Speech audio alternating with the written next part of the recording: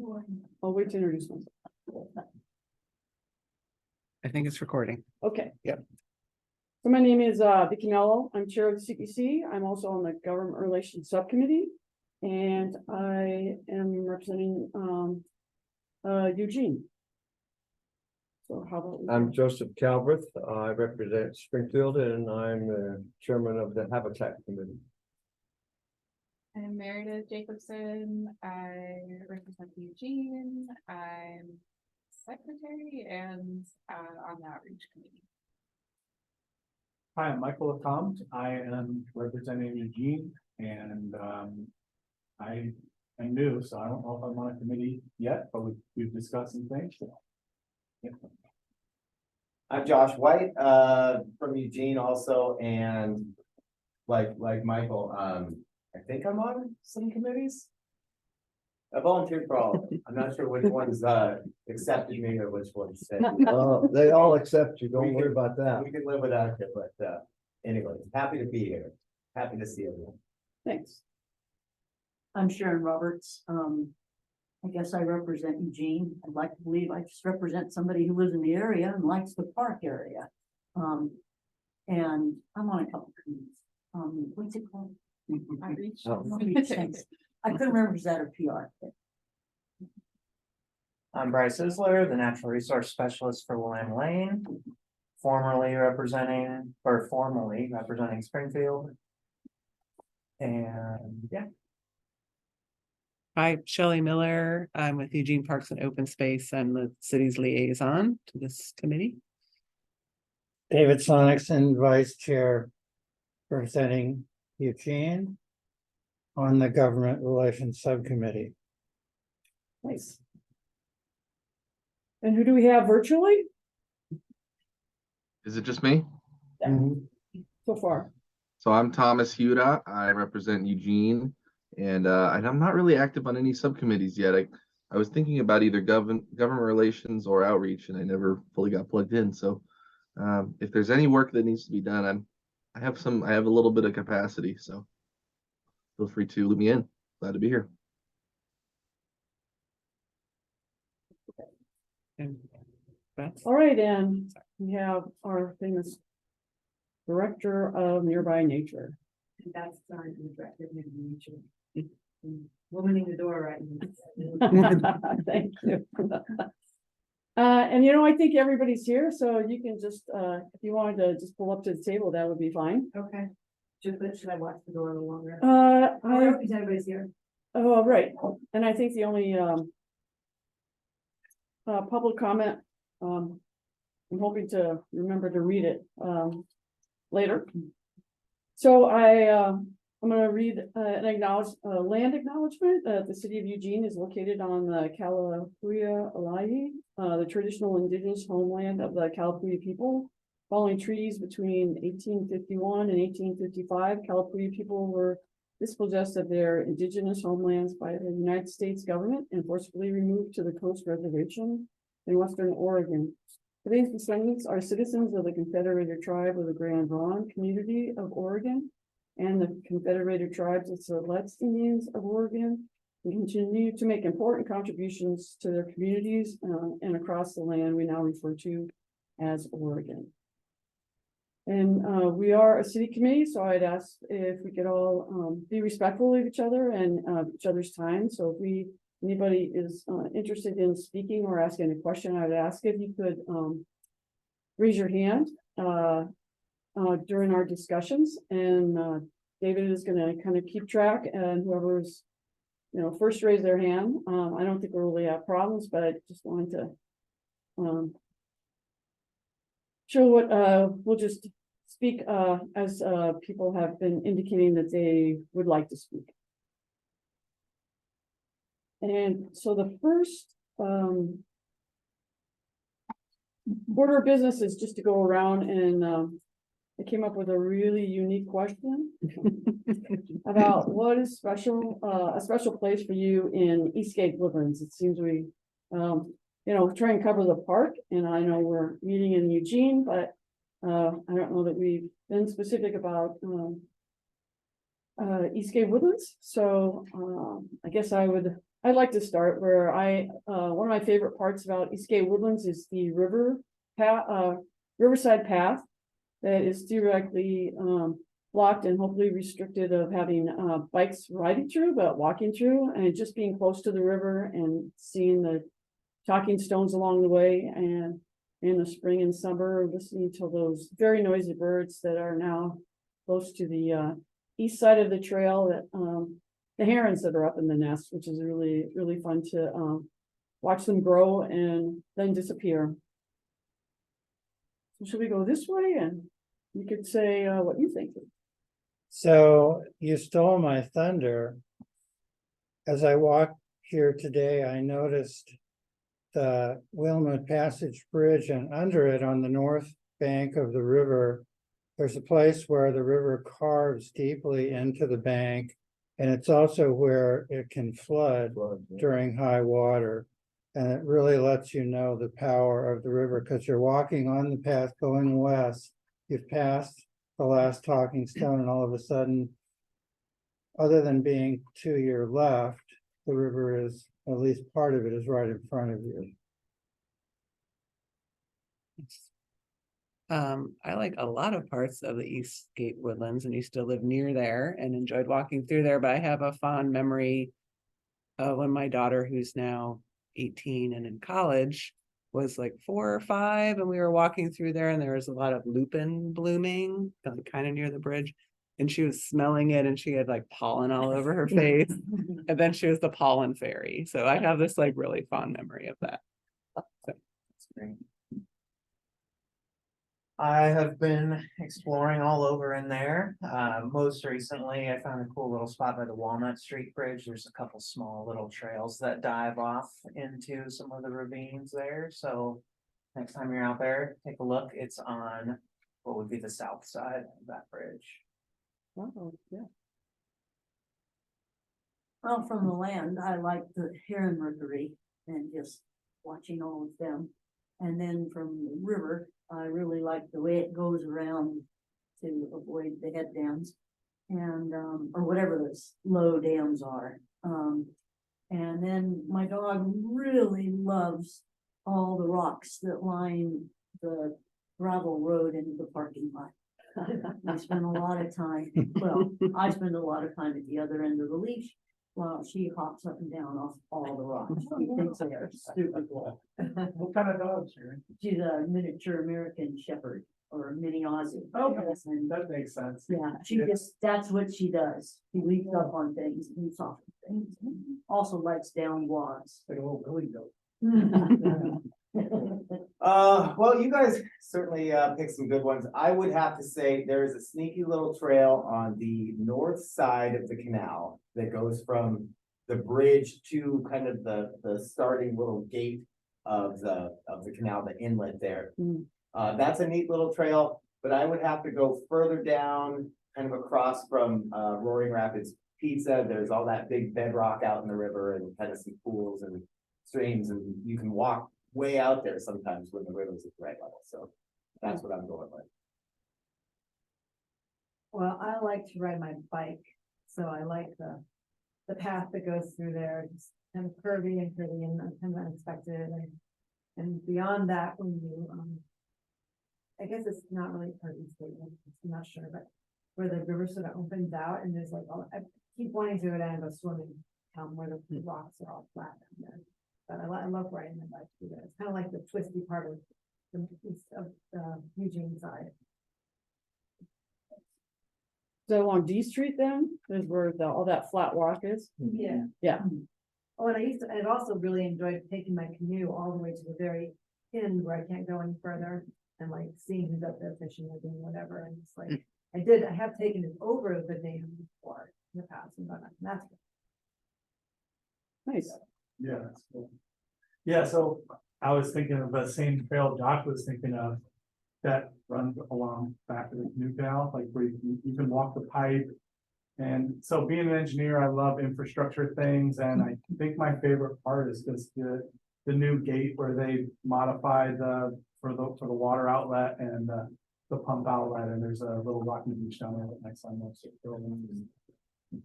they're there a lot. that pipe is particularly well reviewed on Google. There's like 30 reviews. I've actually of noticed pipe. that. Of walk the pipe. Yeah, nice. The pipe. The pipe. Oh, The pipe. where is it? It's a hilarious little in joke. Look it up sometime you're cruising around on Google Maps. Where is it? In Eastgate Woodlands. Right by the I-5 canal, just east of the I-5. Yeah. Okay. Has anybody? It's like an actual gas pipe. What? Sure. Yeah, I was a little scared, but there's a guy who's probably in his 80s, walks with a cane, and him and his little dog walk across it every day. And so I was like, well, if he can do it. It has 4.7 stars. Yeah. We're not telling silly. I was already on Google Maps because I don't know the areas of the Willamette Natural Area by name very well. So I was like, what is the Eastgate Woodland? So I mostly know that part of the area from riding a bike. Also, I really like to use that corridor to get to Springfield and to Doris Ranch on my bike. So yeah, I would enjoy being along the river out there. Well, that stretch of trail that you guys are talking about along there has always been our favorite. My sons and I, when we first moved here back in 1990, used to go fishing down there. And that little corner, there's a big pool back in there, and where it floods, I have fond memories of my two boys and I sitting there fishing that hole in the corner there. I don't think we ever caught any fish there, but I did catch fish when I was able to walk, wade out and get on the rocks when they're not covered by the water.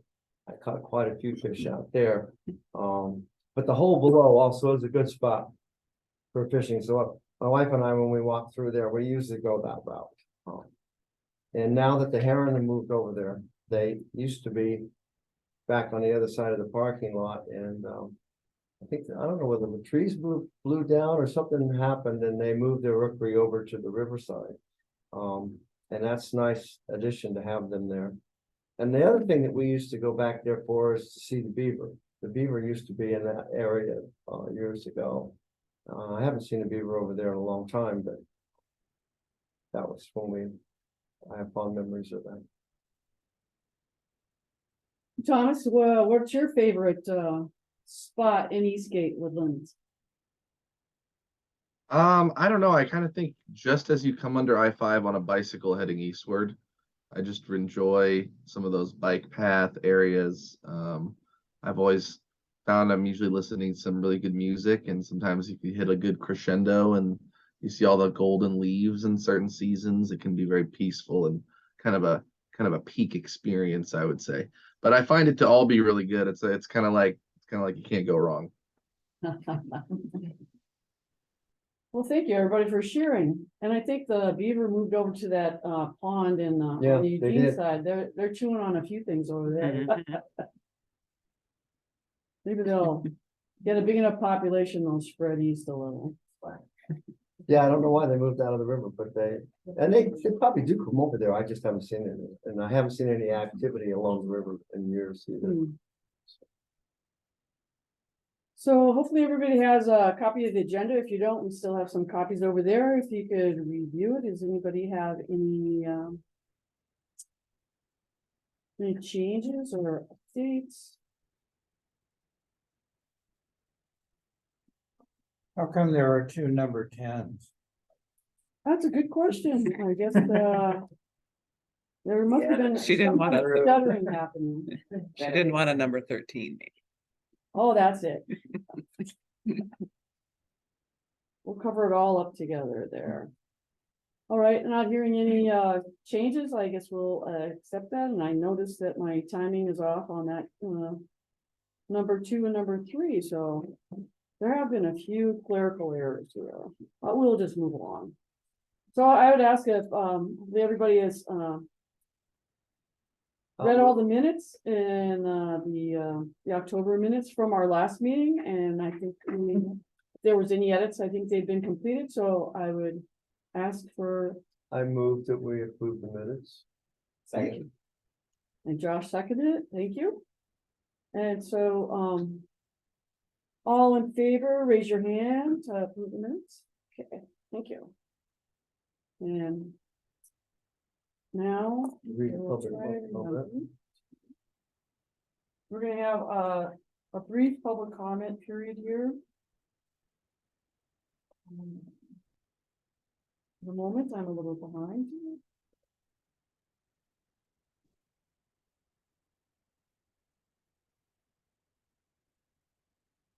So Bill Maloney cannot attend our meeting because he has gone out of town, but he did want to, and I think I shared with everyone he had some comments he wanted just to get in for the record. So he wanted to share that he has a slight different interpretation of what Lori Holtz sees in the fox dens on Alton Baker Park. From his observation, in late summer and early fall, dens may be unoccupied, but not abandoned. The foxes are often returned to the unoccupied dens in the late fall. If the dens are cut over, the foxes may not return to those dens for a couple of years, if at all. So we need to be very careful in our late summer mowing. And his second comment was that he noticed a woman on a red bike has been feeding the foxes. And if anybody sees that, that they please ask her to stop, and maybe then we need to report that maybe to our liaison or to maybe have the park ambassadors keep an eye out for anybody that might be wanting to participate in something that is not legal, I guess. Or good for anybody. Well, it's not good for the foxes, really. Exactly, Yeah, you know, that's so- the bummer is. So Educate- often those people, they know they're doing the right thing and it's like, whoa. Right, well, just keep an eye open, so if anybody finds that happening, then we will. Red bicycle, is that what you said? It's a red bicycle? I'm pretty sure I know exactly who he's talking about and totally agree with him on the state of those, that section of Fox. Should I picture lady? No, it's a red tricycle kind of a bike and she has a basket on the back. She goes Oh, around that's every Gary. morning at like 9 AM, 9:30, something like that. Ah, yeah, I know, yeah, I know. She feed the foxes after she feeds the them. I know the lady on the red bike, and there's only one three-wheeled bike. probably. So Uh-huh. citizens arrest next time. you Yeah. see it. She's really a sweet lady. You know, probably dog food or something, you know, I think she also is one of those that goes to some of those spots. Where they have almost like permanent cat feeding Oh. stations people have set up. I think she's one of the ladies that makes the rounds for that. Oh, it's for the Feral cats. Feral PNRs, cats. I think, trap, neuter, and. Yeah. Yeah. Yep, there's good sides and bad sides of all different aspects going on in the park. But if we do find out, see that that's happening, I guess, the more we report it, I think we would tell Shelley, then we would maybe have somebody educate her, in a respectful way. So the next item on the agenda would be the nearby nature report. So Beth can give us a little summary and maybe have other things that would you like to share? Okay, I will just try to keep it brief. Let's see, I'm reporting partly from Will, our park host, and probably myself. His report included that there's been a decrease in illegal camping since the weather's been colder. We've continued to work on, removing graffiti from the Cormier Bridge when it happens. It's harder in the winter because it's wet often.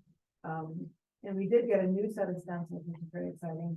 Vicky is one of our main tag team members and has been asking for a while for us to get new stencils that aren't completely gummed up with all of you.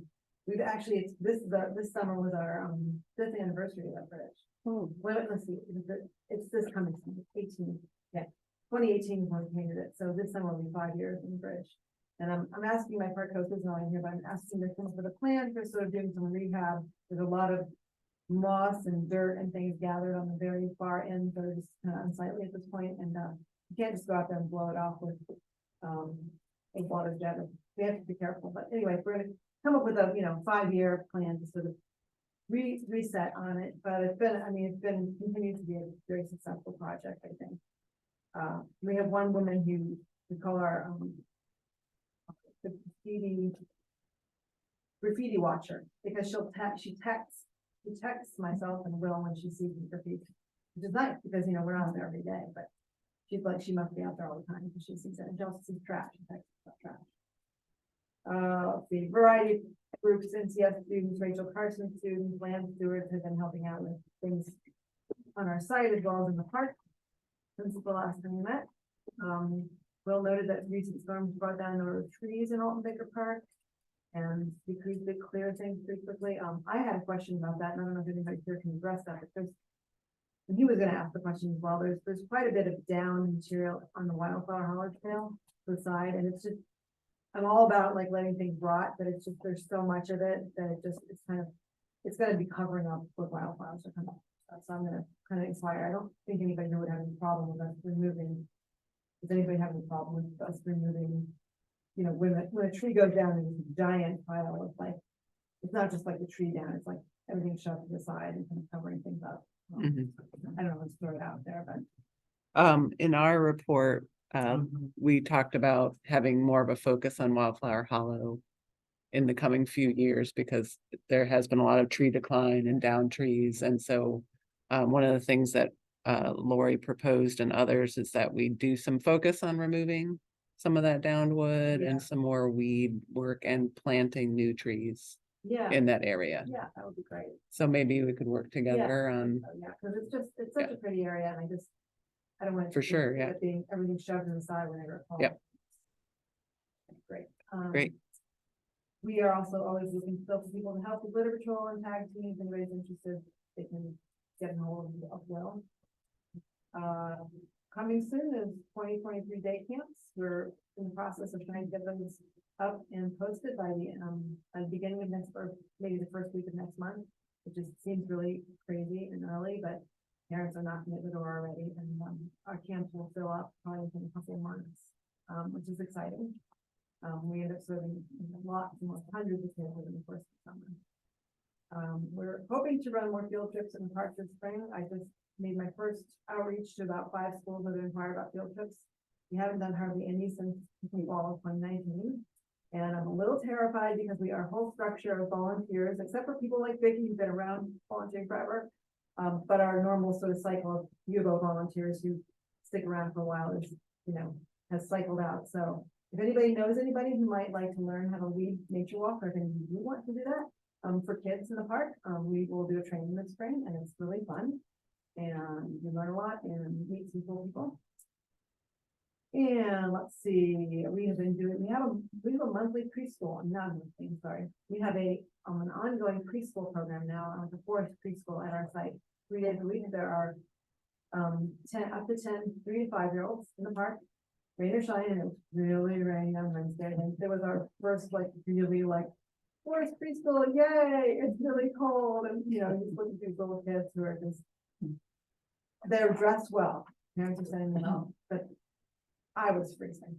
So we're working on getting a bigger tent, so we have a sheltered area. We really don't have an inside area to take them, which isn't part of the design of it, but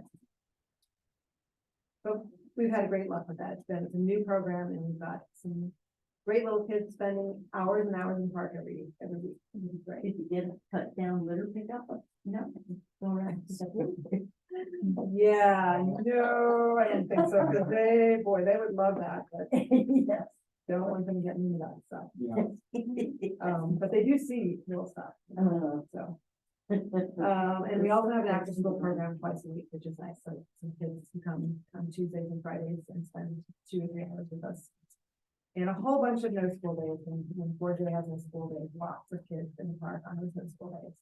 So lots of kids in the park, and that's the kind of the silver lining of COVID is that in addition to canceling all of our field trips, it required us to revamp what we have a great space, how we can use it, and we were able to create programs that we've been able to continue and use our space in the park a lot more. So that's pretty cool. Any questions? I would just strongly disagree about the decrease in camping. Oh, yeah. Yeah, I would I actually argue the opposite is true. Okay, well, I'm not sure what he's. So, yeah, so I'm not really sure what methods are being, keep track of that or whatever, but, It may be I- within our usual scope of where he walks. It's not the entire park. right, and maybe that's the case. So you know about the Park Watch app that Sure. you can use, and Yeah. so if you do Yeah. find one, if there's some way to identify it, it gets Sure, on. yeah, you can put a pin right on the map, right where it is, you can submit a picture, it's great. Yeah, Right. I love the park watch. Okay, But there's this one guy who lives under the Frommeyer Bridge. He's Yeah. been there for like 3 years, Probably 4 years. and the police talk to him and park lot, and he just stays. And he just like coughs and yells at people and poops everywhere, and Definitely. oh, really? he's there every single day. He sets his tent up and then he goes down the way and then he comes back, and it's been 3 years. Wow. I probably reported that one 100 times. But I will say, so park ambassadors, are they driving a white pickup truck, or is that park rangers, or? We don't have rangers, we have park ambassadors. They could be in a white truck, or that could also be just regular park staff. Okay, cause I see them cruising Park watch. through the park almost. It's probably park ambassadors them. then. Yeah, that's probably. And they're doing a great job of keeping the river Mhm. trail on that side, and then Great. picking up after that. So that's. Great, good to hear. Yeah, that is a hard thing, but I guess as much as we can report it, just to get it on there, and I think that, it's citywide challenge, unfortunately. Okay. No other questions for nearby nature, then we'll move on to our parks report. If I disappear, it's not for lack of interest in what you're doing, but I can't listen. Sure. Thank you Thanks. for coming. All right, I think you sent out the report that I had. I do have a couple extras if anyone needs one. I have a few updates to that. One is that I know this group will be interested in this. I heard from Carolyn Burke today that she's heard some rumblings that the council may be talking at a near future meeting about the land swap stuff with U of O. And so I talked to Vicky about it, and I'll try to keep her in the loop when I hear when that's happening. So if anyone would like to provide comment or at least sit in on the meeting or whatever, that's an option. And just encourage you to check if you're interested, to check it's like the mayor and city council website, and for Eugene has their agenda items and things that are coming up for them. So that was not in here. Other things happening, I did follow up, or Jesse followed up with his staff about the mowing questions, and I think that's where we got another comment then back from Bill about the mowing around the radio towers and trying to protect the fox dens. I'll have more conversation with Lori and maybe talk to our colleagues at Oregon Department of Fish and Wildlife too, maybe to see about what they would recommend or what, if they have concerns about the fox dens. You can see the other future projects, park ambassadors. Again, they were mentioning a little bit less illegal camping than they had been seeing. Maybe counter to what you're seeing, but that's what they're reporting. Yeah, it's your perspective. It's your perspective. Always less. So I don't know how it can do that every time. But we should be at 0. It's less than. As I mentioned, so going to the second page, ecological services, we reported, been doing a lot of invasive species work with the contractor, mostly focused into Wildflower Hollow and along that area as one of our higher quality riparian understories in the whole system. So focusing on that, in particular, blackberry ivy and some clematis control. And as I mentioned, are interested in really focusing in on that area for probably the next couple of years, not ignoring other places, but taking a little bit more of a focused look on it, given the decline of trees that we're seeing. And like Beth mentioned, some trees falling, and just kind of taking a look at that and seeing if we can remove some of that downwood and do some plantings, maybe of some new trees to keep the woodland characteristics going. Volunteer program, there's been a couple groups out there. There was a CPC work party last Saturday, which was fun. Joseph is a life ring ivy removing machine. Wants to adopt a tree. I am gonna adopt that tree. In the process. So that was a lot of fun. Hopefully we can do some more of those. I do have an update on the native plant nursery, which isn't entirely CPC, but a little bit. Our Kelsey had reported about that we were going to fund through our capital program upgrading the beds there. We're still going to do that, but we're moving the timeline more to the fall, just with trying to plan for seeding and getting plants growing in the nursery. We were afraid if we did it this spring that we might be cutting it short. And so thought we would wait until the fall to do that, but that's exciting that that's happening. And then from the develop park side, I did not, I shared with our develop park folks the concerns around Emerald Valley BMX facility. And there's been a lot of conversations happening between our develop park staff and their leadership there. I guess it's been good. They've had some good conversations. It sounds like they want to do the right thing. I haven't been part of those conversations, but what I've heard is that they've been positive conversations.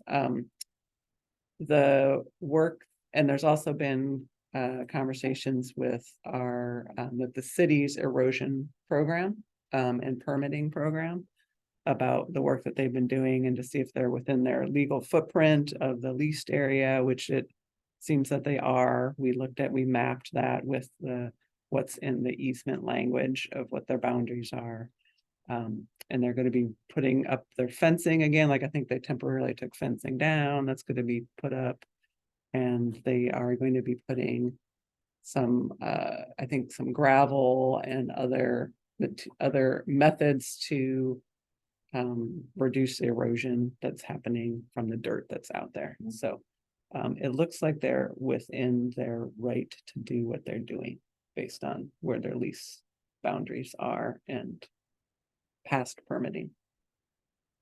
But we'll continue to keep an eye on that, and others, please let us know if it looks like Can I ask you, what is the actual square footage or acreage of what their leasehold is? Because I guess I have had conflicting numbers. I don't I know. thought originally it was 14 acres, but in speaking with one of the BMX people, they said, heavens no, they would love to have 14 acres. I don't but think it's 14 acres. Is it 7 acres, or is there any way for us to?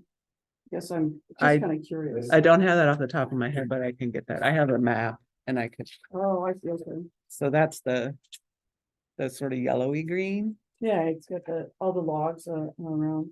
Yeah, Okay. someone likes the Did I say that? Well, I guess I- Yeah. Oh, yeah, sure. Yeah, it looks like they're expanding their footprint right now of the actual track. They've removed the fence along the south side and they widening Right, that. but footprint. it's still within their leased area. Sure. So, yes. Right. What I understand is that in May, they're having some big competition there. Of course. More than just the locals, it's like a regional or. Yes. They've certainly put a lot of investment into that in the last 6 months or so. Yeah. I'd just like to add that the CPC is responsible for getting parks and open space to actually delineate the BMX leasehold Because before that, they were expanding way to the south toward the pond, and they were parking cars back almost to the Filbert area. No Parks and Open Space staff now is probably still there when they agreed to do this, but that's when the log barriers, specifically the ones to the south, were put in, and it made a big difference. Great, Sure. good. Oh, does anybody have any questions, So, Kelly? this is what I think, sorry. I think this is the BMX track here. Does that look right? It looks like It's hard about to see, yeah. 11 or 12 acres. Oh, It's- To that side, and I think that's actually where the, the little, Safe shelters. yeah, I was gonna say, the huts. I think that's probably about the 12, and then it looks like there's about a half acre parcel. Another, and there's like a handful of little parcels there, it looks like, where the BMX track is, which maybe totals What, a 1 acre total, maybe. can I ask what you're looking at? This is Lane County Zone and Plan Maps, the interactive maps. And what says that it's BMX? Sorry, like you I click think on it's it and really it says, based off where, like, it is geographically. But, you know, this is where that road comes in, where their gate is. And so I'm just kind of clicking on these parcels and saying there's 2 there. This is all just what runs along, Leo Harris Parkway there. uh-huh. I can look at that more, but this is the. Maybe pass that over. but- yeah, well, I think she'd be able to actually get, I don't know that I have a copy of the leasehold, Oh, that- maybe I do, but, that should delineate specifically how much area. It has survey, like it has coordinates and Right, There you go. well, boundaries. corner Yes. markers and all that. Yeah. And their I- fence they put in is inside of that, pretty much Correct. everywhere. Mhm. You know. Yeah, I think it's around, actually all the, Yeah, it's just If you around the do course so that yeah. people don't go in from any other. Yeah. I did have one other thing I wanted to mention that wasn't in my report, and it's actually not in the footprint for the CPC, but it's in Alton Baker Park. It's in the area to the west of the road that goes down to the boat ramp. Hmm. Like the disc golf Oh, area. eWeb is doing some pipe lining. There's a huge water main there, and so they're gonna go in and I think they're lining the pipe or they're doing something to repair it for redundancy. I mean, it's good stuff in terms And of it like. goes under the river. Mhm. So they're just having to go in. It's not in the natural area part, but I just, in case you guys see folks out there, that's what they're doing. Is it along that road then, towards where the, will they be they won't be closing the road at all, going over? I to don't the believe so. plant nursery or thing like that? I don't think so. So they're just doing it, Or maybe by the part boat of the ramp. road might need to be closed, but okay. I don't think there's, I don't Just think for there'll be a people lot of. trying to get to nearby nature. Yeah, I don't think there'll be a lot of disturbance as far as I know. Okay. But- Yeah, and I think one other thing you had shared too, that there are some, CPC openings, both in Eugene and Springfield, and, we're gonna find out, it sounds like they're not gonna be opening the application process for Eugene until maybe towards the end of February. So hopefully that would extend when that, it's gonna still be about a 2-month period, that applications for any boards and commissions in the city of Eugene, application period would be open for that, but Shelley's going to, keep us informed, and if there's a little flyer, then she'll share it with me and I'll share it for everyone. So thank you, Shelley. I believe we'll have Bryce give us the Whilamut Parks and Rec. And I see Deborah has joined us. Hi, Deborah. Oh, hi, Deborah. Yes, I'm here in Fraser's stead. I also added a few things that might not have come through on the email one, so for folks joining us digitally, there's just a few that you might not have seen. We are still hosting our regular Woodland Wednesday volunteer events once a month. They've been a great success. our volunteer coordinator is doing a great job with that, and I've been having a lot of fun working with the volunteers. We've had 3 since the last meeting. Let's see, the one in November had 7 volunteers, 37 trees life framed. The one in December had 6 volunteers with 53 trees life framed. And then our most recent one in January had 15 volunteers. We did 80 trees and also removed 8 English holly tree / shrubs. Park specialists went and cleared 3 down trees from the canoe canal path. We are still noticing a little bit of issues with die-off in that area as well, so those trees all came down in pretty quick succession. Maybe expect to see more. We're trying to plan accordingly and about canopy replacement and that type of stuff. Rolling trash removal through all 3 months on the riverbanks, as well as leaf blowing the path systems. We, similar to last meeting, had Looking Glass youth crew come through for 2 work sessions and basically helped clear the way to those ivy-laden trees that were cleared by our other volunteers and a couple of staff. I've been working on mapping all the natural areas and native plantings in the district, particularly Eastgate, I'm pretty much done with. We're doing this to allow for streamlined monitoring of various plantings and program our maintenance to be a little more streamlined as well. Kind of tying into that, actually, one of the things that was mapped was the native plantings, particularly by the boat ramp. The last note on here is we have had a couple staff report an uptick in theft of Oregon grape. So by the boat ramp and by the I-5 dirt road corridor is where it's been reported. If you all see anybody, please feel free to reach out to myself or a park ranger. I put his email address here. And the rangers also reported that they have had 7 established camps since the last meeting. All were contacted, posted, followed up on, and cleaned out. 2 exclusion orders were issued, and in total, that took about 7 hours. Hey, Bryce, can you explain what an exclusion is? Yeah. It's a little different from City of Eugene's standard operating procedures for trespassing people. It's not quite as legally binding as a legal trespass, but it's basically, I'm a little fuzzy on the timeline, but I believe it's a 2-week period that they're not allowed to be back in the parks. I see, so you're excluding an individual from park property. For violating one or many of the park rules. I understand. Yeah. Okay. Yeah, and there's a waiting period between when they're informed and when they're excluded. Sure. You know, our rangers are very excellent about reaching out and giving out contact information for social services and Sure. as well. So it's a great program and it's been very successful. That might change a little bit with some new laws coming down the pipeline, but stay tuned for that. What do you mean? I am fuzzy on this, but there's some sort of top-down regulation change on how camping is gonna be treated in the future. Is this through From the state. Whilamut, From the Springfield? state, From the state. State, yeah. okay.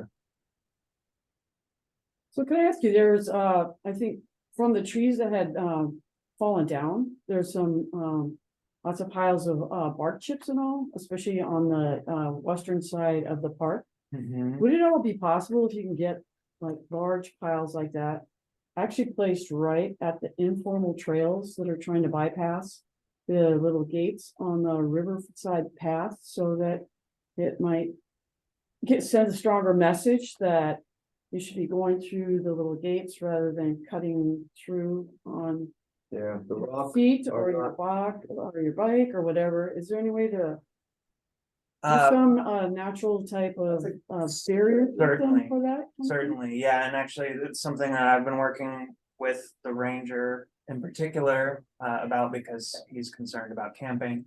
So this last volunteer event, we actually, these holly trees that we took down, the stuff that didn't have fruit on them, which would be a vector for more invasive encroachment, was left to kind of close in some areas. Okay. The wood chips, I imagine at some point will get used, and I could also potentially foresee wood chips being equated to like barked path and maybe Yeah. enticing people what to I come was through that way. thinking, yeah. Well, The if you keep it as a piles, big pile. totally, Yeah, 'cause totally. it was a big pile, but it was to the, if you're looking at the river, it was to the right of that trail. And I thought, oh man, that would have been perfect to move it like 10 feet.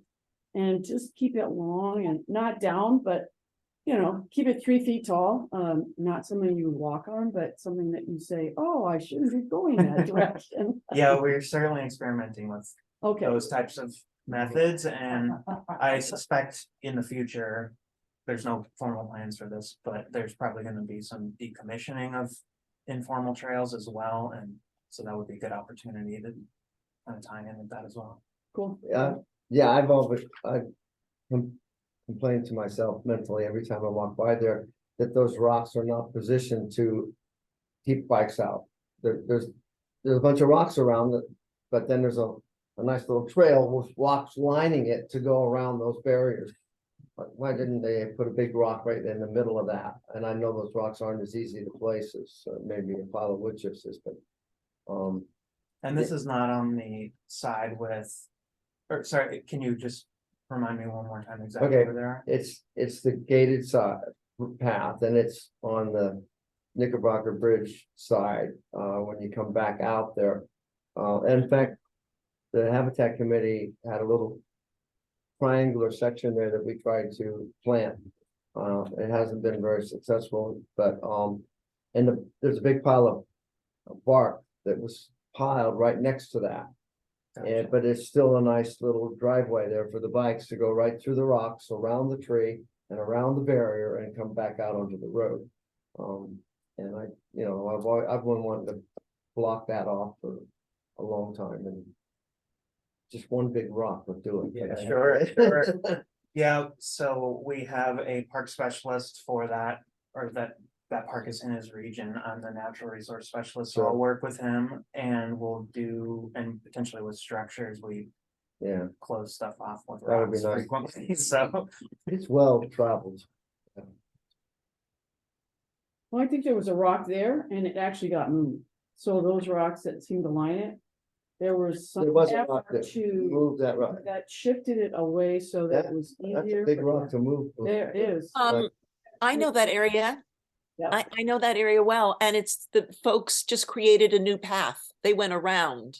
Yeah, And are you talking about, there's also a small little section with about 5 plants that were planted in that area? yeah. Those were so insubstantial. I mean, I just felt so sad for them because it's gonna take 100 years. No, 50 for them to, How many of them survived in the first place? That was a long time ago. Yeah. yeah. Okay, but I saw that huge pile and I was thinking maybe that was going to be just for ground cover. I don't know what Laurel's plan was for that. She Oh. obtained the plants. They weren't given to us. They were out of her nursery, I think. Oh, okay. So, and she didn't have enough to spare to really cover that area. We were trying to make that into a wildflower type area, something that would even have color to it. But that was many years ago, way before COVID. And Oh, that's true. it hadn't been dealt with since then, so. Yeah, okay. So, but that could be rejuvenated with another effort. That's true. Okay, well, thank you. If there's nobody has any other questions or comments? I have just one comment. I've kind of been trying to like think of how to word this. Also, I've been taking notes, but with the discussion of encampments, I think like understand our as a committee, like our position is to protect the like natural area, but I also think it's important to remember that like these are our neighbors and fellow users of the natural area. And that I would encourage everyone here to advocate to the city on other levels for expanded services and housing and shelters and all the things that are needed to. Just trying to live, right? Good point. Mm. Yeah, they have no other place that they feel they can go. Good. Yeah. Thank you for that. I think Thomas has his hand up. Thomas? Just wanted to briefly say that some of the folks have been a little harder to hear for me. Some have been quite easy to hear, but if it's possible to project our voices as much as we can, it's helpful. Thank you. Thanks. So now we're going to move along to our subcommittee reports, which are going to be somewhat brief. So I did send out the government relations and CPC executive report, and I think basically it was just to remind everybody that we wanted to add a section 6 to the bylaws under Article 2 of Power and Duties, just to include recognition that the Whilamut natural area lies within the Kalapuya Alihi. And so when we get down to the bylaw change and after all the subcommittee reports, I would read it again and just ask if we can have a motion in order to update and add that to the bylaws. I think we talked about that for 1 or 2 meetings. And then it was more just talking about having an election tonight to elect a new chair. And also discussions on the Eugene City Manager having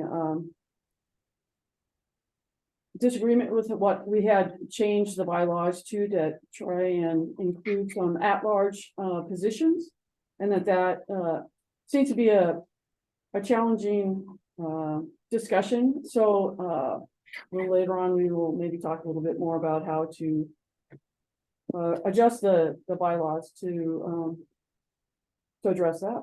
And concerns on the Fromeyer Bridge railing project. That Josh was kind enough, and Michael too, to take pictures, and we all wrote a letter to include also some thoughts from Nearby Nature on the safety concerns, and we just received back from the Public Works Maintenance that it's on a project list and that it's doesn't seem to funding is not available. So I think between when we receive that, and I'd like to talk about that a little bit right now, as that it doesn't seem like that there's any scheduled time, or that we don't know where on the list of the project is. So we did get a notice from our liaison that maybe it's time to contact some city councilors to raise the awareness of the safety issue, that we followed kind of the guidelines of how to notify Public Works Maintenance. And so I actually today I sent an email to my counselor Jennifer Ye, who has been we've been communicating back and forth about a variety of things, and so asking her if she's been notified about the safety issue that we have concerns at, and sent her a copy of the letter and the pictures, and asked if there was if she could help in any way to help move it along a little bit quicker. So I believe we might have other people that might have contacted as city councilors, but I don't know if anybody else on the CPC has taken any steps. That might be one of our next steps. If I can clarify one thing, I think it would be, so the person who maintains that list is through Public Works, Engineering and Transportation.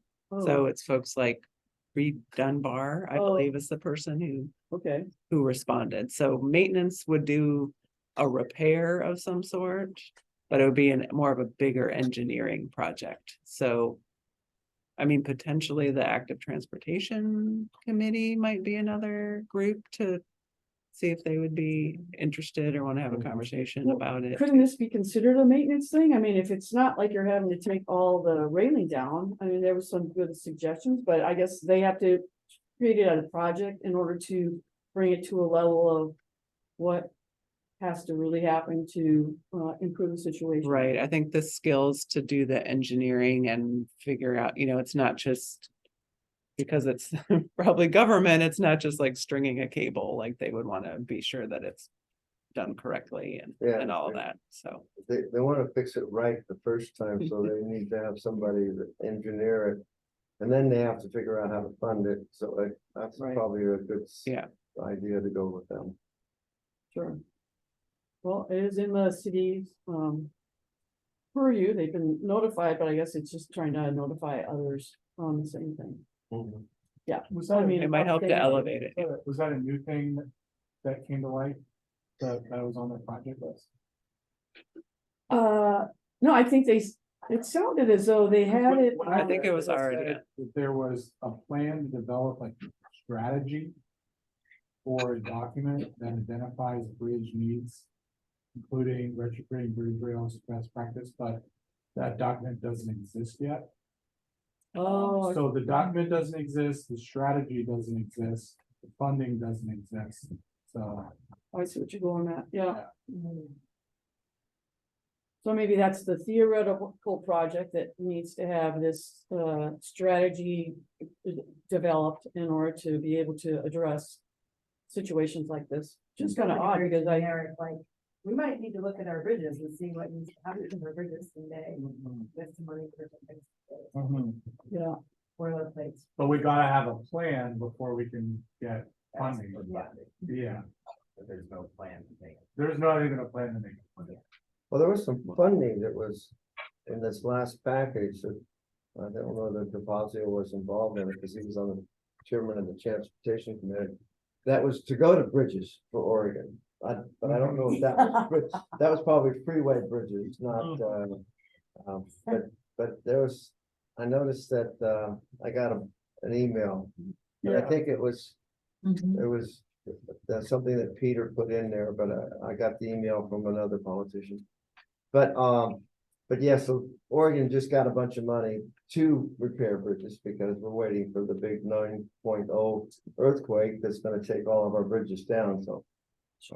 But I don't know whether the city could get a little piece of that to fix some of their bridges, which might be. well, and a lot of those infrastructure bills have like a bike and head transportation component, so Component. there could be, I mean, if you Especially hear if it came about, from Peter. because grant, yeah. Yeah. He's good with those kinds of bridges. There could be grant opportunities, and I suspect the project probably is on someone's list. And then the Public Works Engineering, the city engineer probably said, well, we should prioritize all of our projects, and so that's where the strategy thing came Right, about. right. well, how, Anyway, I what don't know. what would we have to do in order to figure out what really is happening? Is that something to sit down and talk with, say the transportation people and sit down and talk with Reed Dunbar and get more specific stuff? Is that maybe what I need to do? It might be. Letting them know that we're concerned about it is the first step because they may not know anybody's concerned about it. And it sounds like you're active with the It sounds active like you're doing it. transportation Yeah. folks, so Yeah. that might be a good avenue for you to. Well, I think, Talk to them. yeah, it's something that we're not gonna drop, but I think we have obviously realized that it's nothing that's gonna happen anytime soon, but if we can keep pushing on it, maybe it would happen sooner, and it's just a matter of, Yeah. we all remind each other and continue to, Yeah. or try and get more detail. So I do have shared. Well, and another committee involved, that gives you a project that has a wider number of people involved. You know, just more voices. Squeaky wheel, we gotta Yeah, do the squeaky well, wheel. Yeah. You know, and then they'll get around to fixing it if it irritates them. So, I have a good that strategy works. I have a good in on the active transit. I was So I can thinking, work. that's on it. right. Oh, that's true, yeah. We can come from a variety of directions. That's a good idea. That's what it might take, yes. So, does anybody have any questions on my committee reports here? I kind of combined the executive. Yeah, well, since we're kind of mumbling or you're, I was thinking that is that a bridge that a lot of students use? So, And whether or not asking the university if they have concerns. You know, would that be another potential ally on this issue? That's true. I think so. Great point, Sharon. It's a good point. Yeah. Hugely Do you know- used by students. Yeah. Especially in. The students are Yeah. going across that bridge all day, every day, and at night. Back and Yeah. forth over to And the, sometimes And when they're not football. over. And I was gonna Well, say, thinking that, I people wasn't who went to a gonna say that, football but I was thinking game. the university might prefer Oh, bridge be certainly on football game days. repaired before someone goes over the public's going side, across it then. Yeah. you know? But yeah, the Okay. students are on that bridge every day, going to and from class. All the athletes going over to the Johnson area. And anyway, I think I just heard that the urban farm is gonna be moved to like kind of right in that area on the other side of the bridge. Is anyone know? Really? Oh, I Oh, heard from the Um, university. Cause the night campus is Oh. like, Taking they cut over. down trees and is expanding into the current urban farm, and so the agreement is that they're moving into that area closer to the river and closer to the bridge, I think. Yeah, cause I heard the urban farm was just gonna be paved over and it was going away, but I'm encouraged that it's relocating, that it's actually gonna continue. I think so. Yeah. But yeah, maybe the night campus should pay for the bridge. There you go. So do we have any university contacts that anybody knows about, transportation? Actually, I'll I think, walk in there tomorrow and see if I can make a friend. well, I guess I would try and get a hold of Josh. Josh Kaczynski. Kaczynski is a transportation and coordinator of alternate transportation at the U of O. And he has been, he was active on the active transportation committee, but I think he termed out. But he does have a lot of projects, so I don't know, would you be interested in trying to, I can, Would absolutely reach out. Send him an to him, email. And, you know, at very least, you might be able to point me in the right direction. Yeah. Not in person, so absolutely, no problem. yeah. I'll 'Cause- just Google and then so I can find it. Well, if I could find an email for him, Okay, if it was from a long time ago, I would, I'll share that with you. Yeah, happy to do that. Yeah, thank you. So,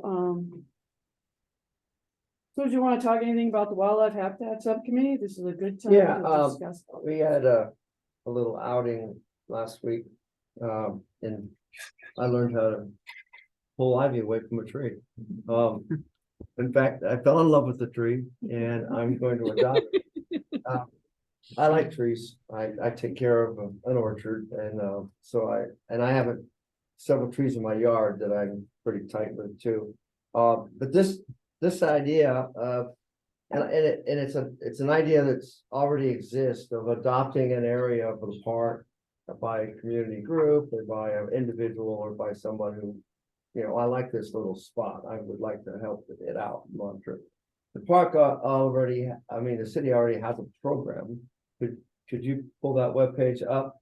And there's a huge list of groups that adopted other parks, but they haven't put this program in use in Omega Park.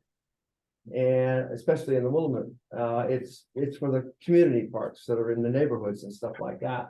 And this website here, Park Adoption, talks about it, and then you can, she scrolls down, these are all the groups that have adopted sections or a park in Eugene. And it's huge.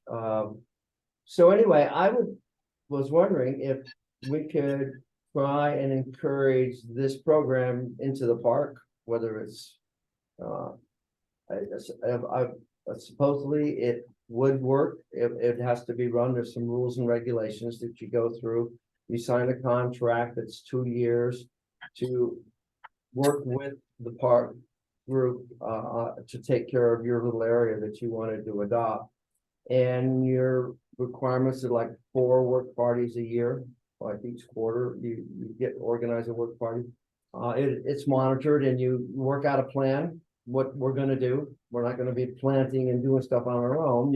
You're gonna work on what you're gonna do. Are you gonna do ivy removal of this section? You're gonna weed it, whatever you're gonna do. And I was just thinking that maybe we could, if we wanted to as a group, we could add this to our face, on our website to encourage people to do this. And maybe even go to the point, and I wouldn't mind working with the city of Eugene on this, picking out sections of the park that we'd like people to adopt.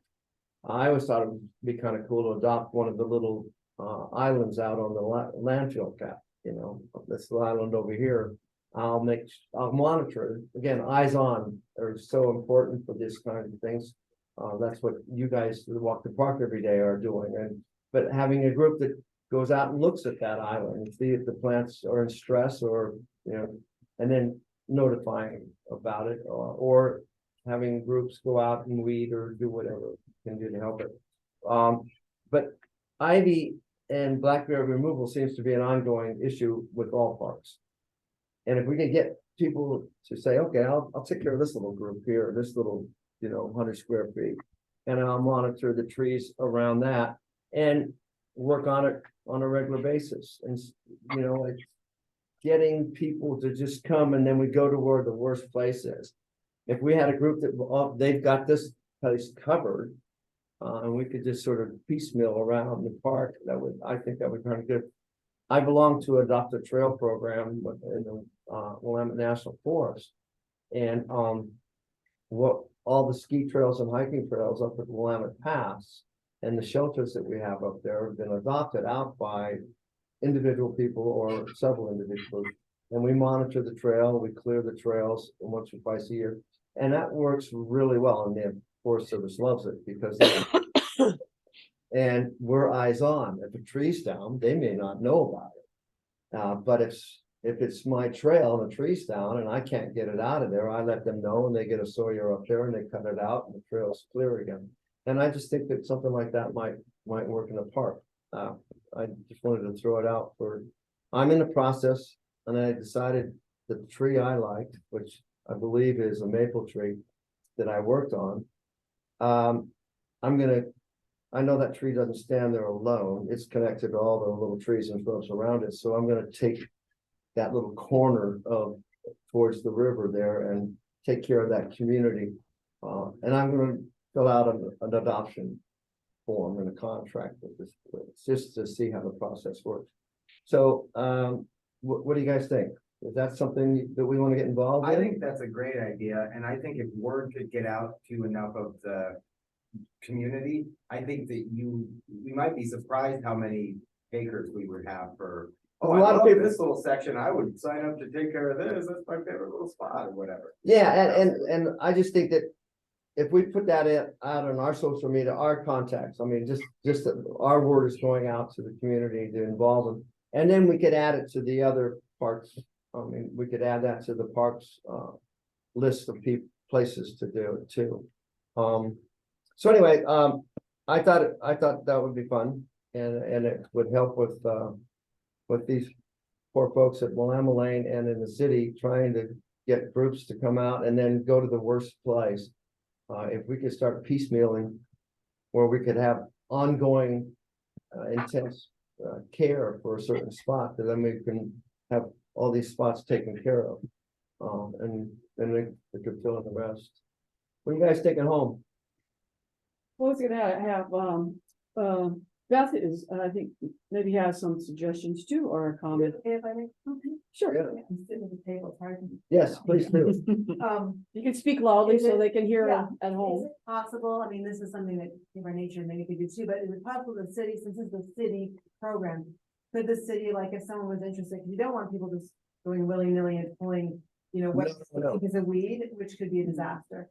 Could there be like a process where if someone really is serious about this, you take like the lead person, and they come to a training and you're like, okay, these are our goals in the park, ivy, blackberry, scotch broom, these are the plants, this is how you take, you don't just cut off the top of the blackberry, you have to, and have some sort of real instruction for like someone who takes responsibility for a group, so that when they go out, they don't just go and, No. rip out That's the. what the agreement is. I think it's That's already set up.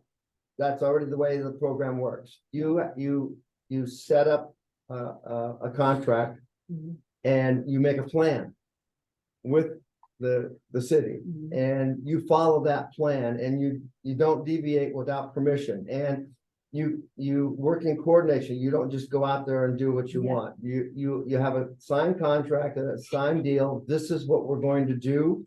And it has to be okay by the city Yeah. before you do it. They've got the program really looks like it's set up well. It just seems like maybe if there were a concerted effort to say, we're gonna have a training on this day Yes. for people who want to. To be part of learn the how to do effort. So this. It's not like the people who say you don't have to do it willy-nilly here and there, but like they say, wow, we've got 3 different people who want to adopt parts of the park. Let's do, 5 or whatever. And when those spots have been chosen, by educated folks like around this table who know that, like, for example, the pathway to Alton Bridge, that's such a public thing. And there's just, someone just adopted that and got the blackberries that come up, the ivy that creeps back in. It's such a visible place, But if you had that, like those maybe a quarterly, like if you want to be an adopter, we're gonna have the training today, I don't. No, that's a good idea. I didn't know that I was thinking when you pull ivy, you pull all the ivy. To free the tree, I found out after I cleared out a huge place that you only need to go back 2 feet. One of the things that I wanted to learn about is, okay, what do you do with this pile of ivy that you pulled up? You can't leave it on the ground. It's just gonna regrow because that's what happens in my yard. And you're supposed to get it up off the ground. Can we take a tarp and put it on a tarp? Because you can't get it up off the ground out there. There's nothing to put it up on. And lifting it was very heavy. I couldn't move it up the wad I had. So yeah, some sort of an instruction on what works and what doesn't work with the groups that are interested would be very helpful, I think. But, Well, I think, and we had got input from Kelsey, who we were working with, Yeah, at the work Kelsey's- party there, and, it gave very clear instructions. So I think there is like an organization, but I like the idea that it's like a 2-year thing. it's a So there 2-year could be like contract. Yep. a short-term period where if the CPC was interested in one spot or another, we could try one thing and just see how it works for 4 times a year. But I think it would be a good thing to explore. It's not like we have to say, okay, we're gonna do it right now, but I think it would be a good thing to. And I wasn't thinking that we Research. would do it as a group, but we could. But I would like to use our position in the community to advertise this, Okay, to get that word. Please come join us. We could put it on and let people know that this is going on, just to help publicize it. sure. But I do think it would be kind of nice if the Habitat Committee could find a spot to do it. I'm willing to take this one on alone, just because I No, don't and mind, but if anybody wanted to join me, that's fine. well, I almost wonder if we could partner even with Will Nearby Nature that might have more access or. Sure, no, some I mean, groups, and if the that's more something people that is- advertise this, the better, I think, yeah. Yeah, Okay. Well, there's a lot of different possibilities, but I think it's a good thing to think about and, I'm gonna keep working with Kelsey, Right. and I'll report some more on this next meeting. Well, I don't have the updated list that I thought I did, so I'm gonna send, the people that said that they would be on Habitat. Yeah, I'd like their Could emails. do yeah. that, yeah. So I appreciate that. Yeah, it was a good work party and I think, I would at the end for the wrap up is consider picking, 1 or 2 dates that we could maybe go out and try it again. Some people couldn't make it for a variety of reasons, and so that what, it ended up being is a riparian forest just to the west of the Knickerbocker Bridge, right along between the path and the river. And starting with the trees that have the biggest ivy clumps on them. And so I think we maybe got to 6 or 7 of them, because some are pretty big and then some are kind of small. So Deborah and Meredith, I and Joseph, along with Shelley, came out and helped us out, and Kelsey, then we worked on it, and Kelsey brought all the tools, which was huge, and had gloves, so there was support there. And it would be great if we can continue that, and and it was on a weekend, so I know for Whilamut it's tough that it's in the middle of the week, but that could also be something set up. But I think it would be good for us to come up with maybe something in March if people were around that we could go and still start moving on the trees going down the way there. Okay, well, that's all I had. Okay. And I would like to get a list of the members so that I can Yep. I'll get send that together out and to you. talk with them. Okay? Yeah. Try and keep moving in the direction of getting involved. So I don't believe that the outreach met this time, so I don't think that we have a report that I just let Meredith say anything she wants. Well, the thing I want to say is that I am in a very overwhelming time with my PhD right now, so I feel like I can be a member of the outreach committee, but I don't feel like I have the headspace to be in an organizing role. So if there's someone else that wants to just like schedule the meetings for it, that would be awesome. I think I need to, like step back. Okay. So I'll send it out one more time. I think you have received the membership list, but we'll put that on and I'll send it out and highlight what, so I think actually Michael had updated it and I changed it a little bit only because the membership list we have, it's in a certain order and it looks like there's big gaps and there are, but each position has a term to it. So we worked really hard to try and figure out what those terms are so that we can keep that position and the terms separate, even if someone is only on for a year, that position still only kind of holds that set of 3 years kind of thing. So I redid it and I need to send it out again. And we'll try and keep the inspiration going here. So what I would like to do though then is start is to entertain a motion. But first I would like to read what I sent out and shows what the wording of the added section 6 in Article 2 under powers and duties. Right now, there's only 5 sections.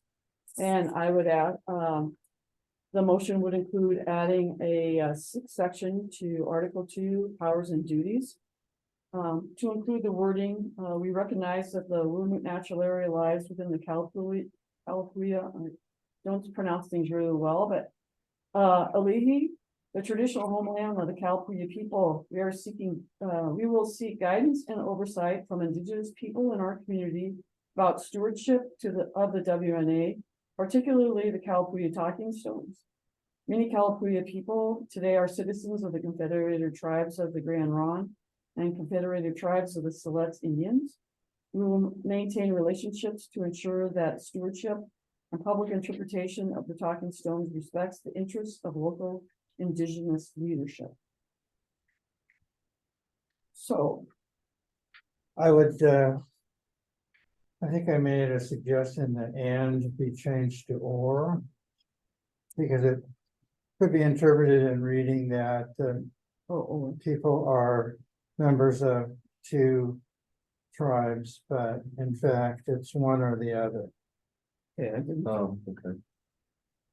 So we're changing the word between many Calapooia people of the Grand Ronde or the Confederated Tribes of the Siletz Indians. Yeah. So with that wording, is there a motion to? Oh, I motion.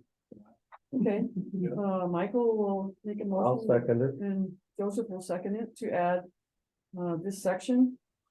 And maybe Meredith, you could change if you have it in there. I don't know.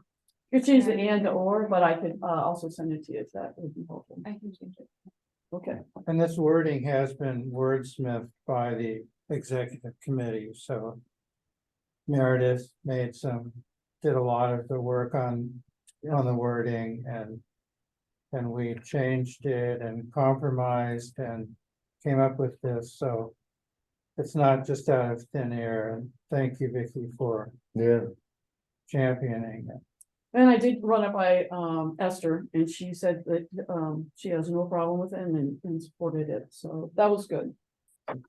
So we have a motion and second. Is there any other discussion of this before we vote? I guess kind of big picture, I love the Calapooia thing. I love that we declare that, every single time. I guess I look at it somewhat as, and this might be irrelevant, but, well, I mean, we could look at the people prior to the 1500s that the Kalapuya displaced, you know, all the tribes of Paleo Indians that we don't recognize them at all. The other thing is, I think that it's very important, and I'm passionate about keeping that culture, and you know, respecting that land.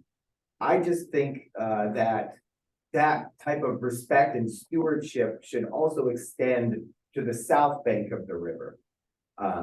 And that should be looked at as part of the natural resource that needs to be protected also. Particularly between Knickerbocker and Frohnmeyer Bridge.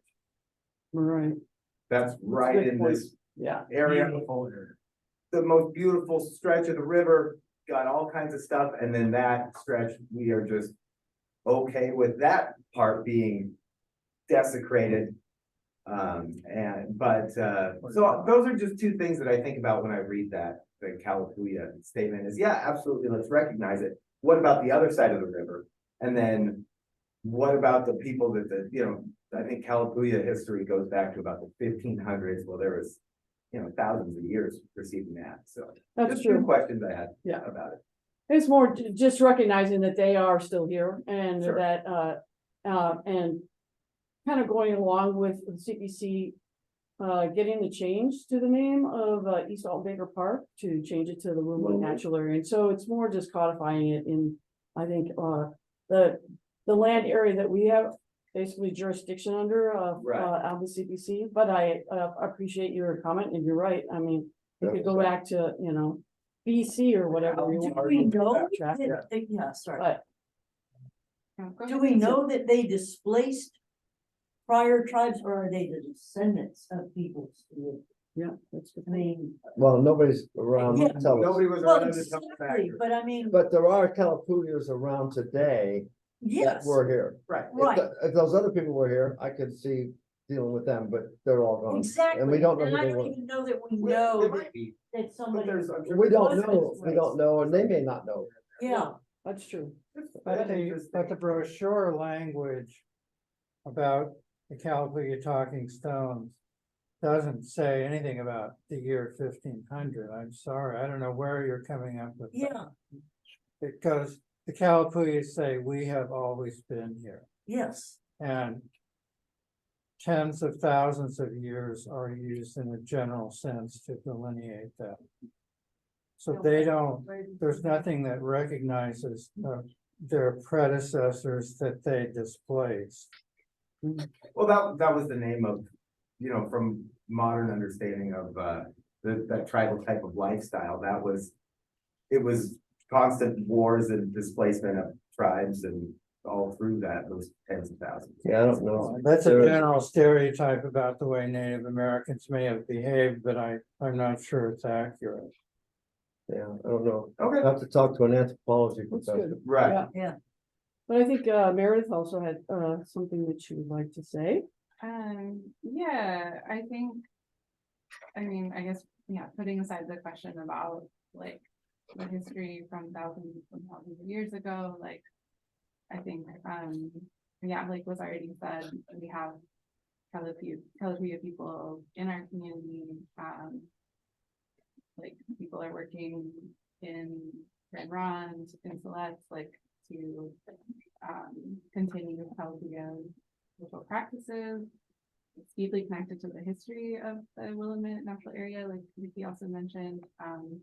So I think to me, like, and I worked on the language for this, and also worked with Dr. David Lewis and my grad work a bit, that it's less about like acknowledging and recognizing the history and more about ensuring like the Willamette Natural Area includes the Kalapuya talking stones, which are like a really important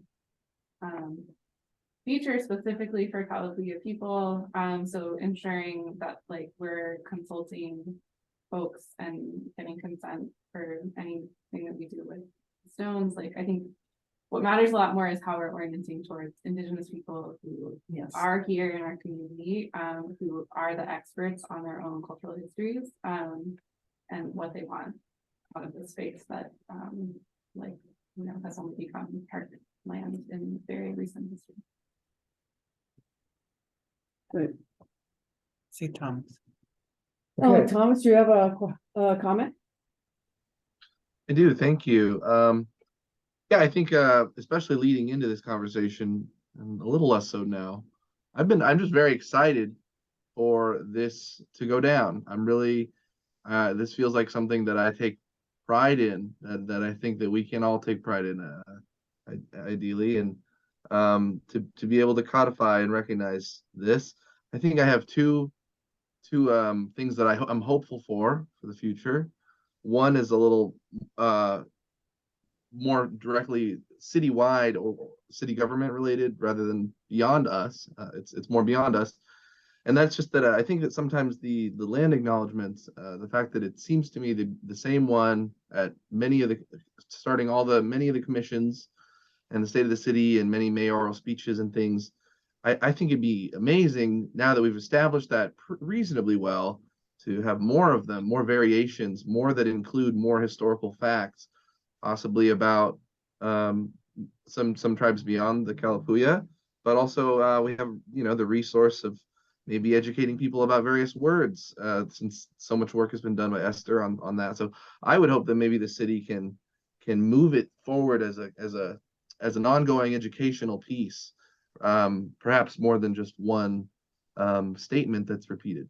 And then the other thing is just it's a little bit kind of, I think Meredith kind of covered the spirit of it. Is to me, I just think that I look forward to seeing that we live up to this and that we continue to have a collaborative spirit and build on the good work that we have as far as our relationship with the Kalapuya who are here, and hopefully amplify them further.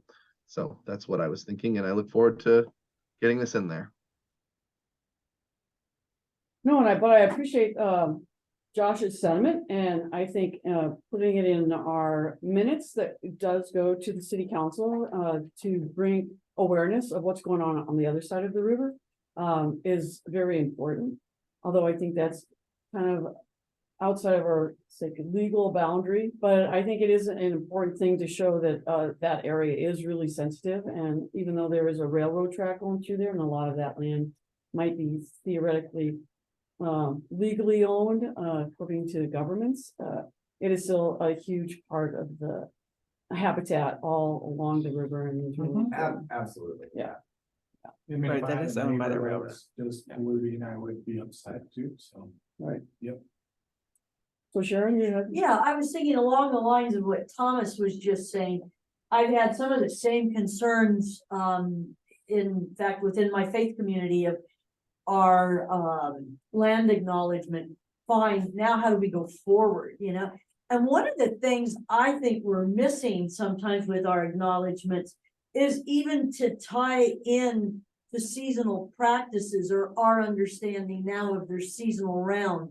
I volunteer at the Museum of Natural and Cultural History, and oftentimes in the spring I'll be talking with people about the Western Valleys and such, and I'll say, you notice all the purple flowers in the fields right now? And they're like, oh yeah, I've seen some of those. I say, those are camas. That's what we're talking about. That's the source of those bulbs. And people are like, I had no clue. And how do we tie in to much of what they did is still here, and much of what we're trying to do is to restore it to the extent that we can. Our interest in the oak savannas. And again, I've brought this up before to this committee. I would love to see us try to have more signage in the park that, might even be seasonal temporary signage. If we've got an area where there are camas blooming now, somebody run out there, put that camas sign out. And then when it's not blooming, okay, pull it up. Where do we have the oaks? Where are the acorns falling?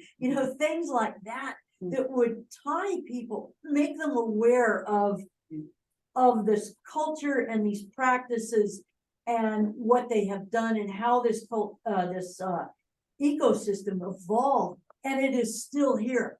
And I think that might make even more people keen to remove ivy from trees. Good point. Thank you. Or even on our Facebook page, perhaps.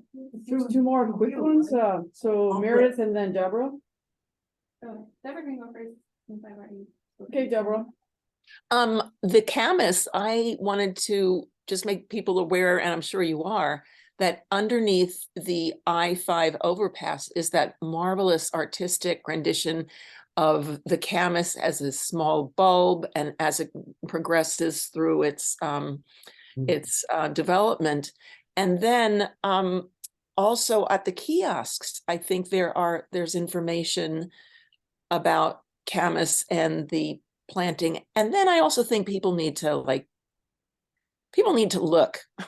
People have their iPhones, they need to look. And if they see this blue thing, they,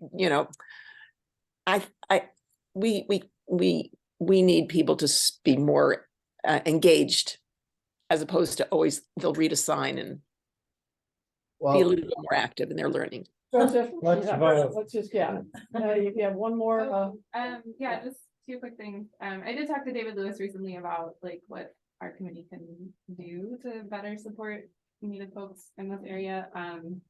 And he suggested advocating to the city for more funded opportunities to pay Native folks to do education about like native plants, cultural histories of plants. Like there are people who may be willing to do this, and like especially around Indigenous Peoples' Day in the fall, but also generally throughout the year. And yeah, just thinking about like possible partnerships with the Longhouse at UVO and that kind of thing, because the opportunities to have like Native folks in our community leading some of these educational efforts. The other thing in response to Thomas's point about land acknowledgements, we had talked about this before, but I did think it could be cool in our meetings here to expand upon our land acknowledgement each time with a different piece of information so we can continuously learn. And I dropped the ball on, I thought I was gonna have my act together to maybe provide something like that for this meeting. But if anyone wants to work together on that kind of thing so we can educate each other more fully, we can do that for the next meeting. okay. So I think we will take a vote because we have a few other things we need to go. So I appreciate everybody's comments. So we have a motion and a second to include the language and to update our bylaws. So all in favor, could you please raise your hand? And anybody opposed?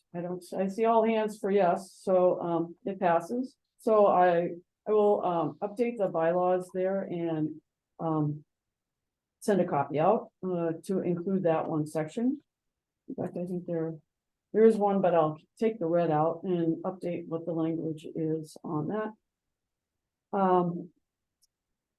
So I think we still have about 5 more minutes before the election. So I'd like to just discuss a little bit. I don't know the best way of going about it. Maybe there's really nothing to do, or maybe to have a motion, but we did have that the change in the bylaws for the at-large position. And I guess basically it's going to take a lot in order to try and push that through. So at this point, I don't know that I see a lot of positive aspects to try and work with the city manager's office to try and make that happen. So to try and keep the bylaws as close to what we were actually operating under right now, and in compliance with the application process and all that. I'm wondering if we would just return the language to what it was before we put it in. And I don't know if you guys have thought about that between now and when I sent out the little report, I think a couple of weeks ago. And if you have one way of thinking about it or another, or you really, there's really no big deal. So should I just ask each one of you, or does anybody have any thoughts? Do you want to share? I was curious. I was under the impression that they had approved that language when we voted on it, but that was not the case. No, we voted on it and then we moved it forward, and Jesse was going to take it to the city manager's office. Okay. So then it turned out that, Yeah, okay. yeah. Naively thinking that we could do that and that they would support, trying to figure out ways of people that enjoy working in the park and that they would become members, so no, it wasn't. Okay, well, in that case, I think I'll just leave it for right now and move on to the election of the chair. So I've really enjoyed and appreciate the enthusiasm of all our members here and what we are doing, but I am going to term limit off in June. And so I did share that with you all recently, and I did get someone that was willing to wanted to have an opportunity to see what it would be like, and I was wondering if Josh has expressed interest in running for chair, but I think everyone has. If there's anybody else that has also shares an interest in wanting to do that, we could, have an election of choosing that. So is anybody else would like to throw their hat in the ring, so to speak? I Can I appreciate make a comment? Thomas? Yes, I just wanted to ask, is there also a vice chair election here? It's just for the chair because I think both Meredith as secretary and vice chair of David right now has they've said that they would like to stay in their positions. But it's more me kind of going away in 2023, basically. Do you So- want to go away, Vicky? Well, there's no choice. This is my second year, second term, so I term limiting out. So that means I have to go off for at least a year before I would come back on. So the term limits in the bylaws of the CPC? It is, but it also is codified in the both City of Eugene and Willamette Parks and Recreation District. The terms are 3 years, I see. and you can serve a partial term and 2 consecutive 3-year terms. Because it seems like if we have a hard time finding members, we shouldn't have term limits. Yeah. Well, If you got it somebody governs all the Sharp and boards. right like you, like I Yeah. don't, why have a limit? I don't, Right. it seems like you Well, I should just keep understand. going if you wanted to, so. Sure, Yeah, yeah. so maybe we could just That's not- change the yeah, rules I think instead of it's, yeah. changing fine, change the the president. I don't Full point. uh, It is, yeah. there is a reason for that. And I've had this in other boards that I've worked on. It's because you may get somebody who you want to be termed out, that won't voluntarily leave. Uh-huh. And so by having it in the law that they have to leave after a period of time, you can't have that sour apple stick around Sure. without any way of getting it. And And that's basically, that you could vote them out by a majority in the group. that really causes a lot of conflict. Yeah, Sure. you could do that. Yeah, I just hate to see somebody good go. That's my thing. Same, yeah. It doesn't And- make And sense. that's kind of, I understood it, that you kind of had no choice, you're terming out. David didn't want to do it, Meredith didn't want to do it, which were my first 2 choices, and so, I've been chair 3 times. Vicky will probably be back. right. Yeah. Yeah, this So- has happened before where somebody had to sit out a term and then come Yeah. back, sure, so. Well, it's Right. not even a full term, it sounds It's a like. year. It's 1 year. Did you say? Yeah, you have to be out for 1 year and then you can. Yeah. Yeah, which isn't a full term, so. Yeah, that's- but yeah, that's you have nice. to be out. But yeah, but it'd be a year. But So- still, I think this would give an opportunity for, it looks like Josh to be able to, for the next couple of months, I'm not going away. I'm still wanting to, I would like to have him elected as chair, or somebody elected as chair, and then I would be like ex officio chair and just kind of help transition to, I know that I do some things just kind of automatically, and I can't say that I can write 3 pages and say, okay, I do this, and then, but to be able, when things come up, then just to have a conversation of how I do it, and I know that I can do things totally different than anybody else here. So it's an opportunity to look at it from a fresh pair of eyes too. So, and I appreciate that he has been willing to move forward with that, but Thomas, you have one more a comment or a question or? Sure. I was reached out to also to consider it, and I guess that I basically had said I was leaning against it because I felt someone else might better be able to devote the energy and time.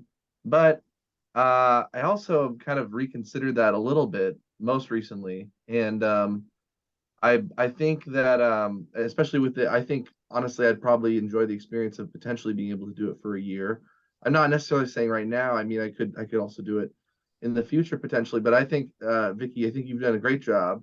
And I also just really believe I don't believe in dragging on meetings longer than they need to be, but I do believe in having choice in democratic processes. And so I am tempted to at least give the quick opportunity for perhaps myself and Josh to both speak to the potential for us to become chair and have a vote. It's a great idea. I'd like to ask you, Thomas, if, because you mentioned vice chair, if you would consider being vice chair if I step aside. I'd stay on to provide context for the new chair as vice chair, but I could do that from the position of vice chair or not, just as Vicky can in the year that she's off the CPC. It's good news to have Beth suggest, by the way, that Vicky might be back. Because we are the exceptions. We've been on the committee for a long time now and involved with it even when we have not been formally members. But I like your idea, and I don't know how we would proceed with that, if we would do a paper ballot. But if there is a contest right now, it's going to take statements from each participant, each candidate to get us to a point where the decision we make is an informed one. And one way of alleviating that is to postpone the vote until next meeting and hear from each of you, or if you would consider being vice chair, that's another issue. I like to be a team player. I'm not interested in this solely for the feeling of lording over everybody as chair. I hope you all know that. And so I think that knowing that you might be willing to do that, I would love to have your steady hand as a resource, and have you continue much of your work while I could happily take on the vice chair role. At first, I was kind of thinking, do we want to swap out this very adept leadership team entirely as far as the chair and vice chair? But I do think our group has good momentum and the ability to just have a little bit of a shakeup and not and see what comes of that in a positive way. So yeah, I think that the fact that Josh has expressed interest in being chair, I think he seems like a great option, and so I'm more than willing if it doesn't take too long to just do that and have a quick statement. Maybe I'm also open to kicking it down the road, but we have a little bit of time, so I could take the vice chair if that's a thing. What did you both want to just, take 2 minutes to say what you would like to see at the CPC and what you would do in a leadership role? Would that be? Is there a need for the vote tonight? I mean, No, I guess I just. I didn't waiting for realize, one more and I thing. probably wasn't paying attention, but it does seem to me that I'd appreciate if there are more than one person that's interested in being chair, having statements from them, and then coming prepared to vote at the next meeting. I think that's a good idea. Yeah. I think that's fairest and most likely to really generate the idea of team spirit and everybody working together when it's that sort of an experience rather than, oh, tonight we're gonna vote. Sharon, I agree with you, but I think the timeline it's gonna be 3 months before our next meeting, and that's half the time that we have to pass the torch on to the next leader. And so maybe if there's a way we can vote over email in a week or something, instead of waiting 3 months, I'm all for that. Well, or that, yes, You know what I but, mean? but Is Vicky, that you, possible within the bylaws? Can we vote for Okay. email? Why not? It's I- COVID. I'll say but one thing. Vicky's here 6 months, right?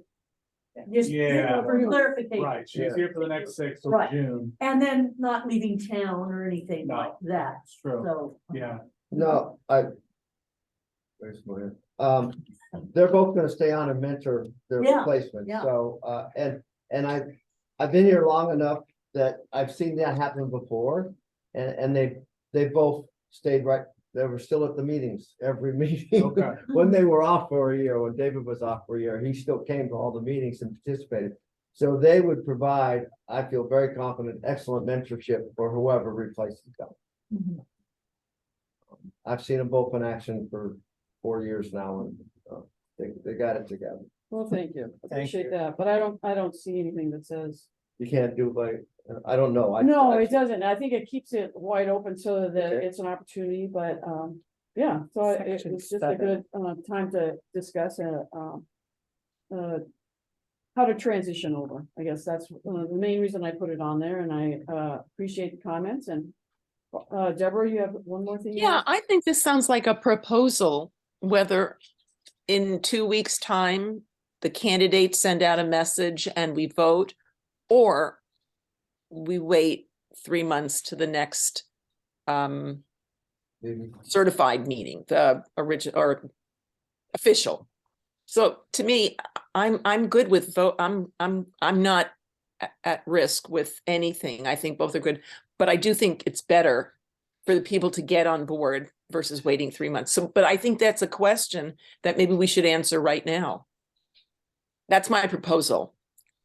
So how about a proposal to, Yeah, so why don't we just, for over the, next couple of weeks, if you guys, if, both of you could, just share, some of your thoughts on what you're looking at, as being willing to, serve as chair or vice chair, and share that with the committee, and I don't know what your feelings are about us just voting and saying, somebody sent an email, I vote for yes, or, Could probably make a poll or something. There's might be an app or something, or some sort of online thing that we could make a poll and people. You can vote in a doodle poll. A doodle poll, yeah, that's, Yeah. yeah. But then everyone can see everyone's vote, Right. yeah. which may Yeah. or may But we Maybe should what probably you see want. what everybody's, unless you guys, the two of you running would have a challenge with that. as? Yeah. Can we kill 2 birds with 1 stone? And vote, Not in the Willamette. and then the Natural. other one becomes vice chair, Yeah. or we have to vote Well, I think individually? it'd be good for giving them an opportunity to be able to express to the CPC of what their thoughts are, so that, that if it is chair and vice chair, it's still to be able to. No, but I mean, we have to do 2 votes. No, we could just do one, there could be a motion that, if Josh is gonna be chair or vice chair, unless you both wanna run for chair, and then that would be a vote, yeah. Well, it'd be a vote either way. I'm not clear about, Thomas said he wanted to be the vice chair, whether he wanted to. I think there's a lack of clarity here about what, A lot of this is nebulous. yeah, are they, Josh, Thomas, why don't you, could you clarify? I will clarify, and I understand the ambiguity. The truth is, my preference would be to be the chair in an act of trying to be a team player. I entertain the other option, but I would prefer to be the chair in this interim time. I think I would be very effective, and that's Okay. what I would prefer. So let's vote between the 2 of them for chair. Right, and it would be, they were, in the next, so in 2 weeks, then you'd be able to send out a statement, and then we could, Yeah, just send an email to the group. right, Sure. No problem. Vote for it. is that agreeable to you? Okay, then we'll move forward with that one. Then how is the voting going to be conducted?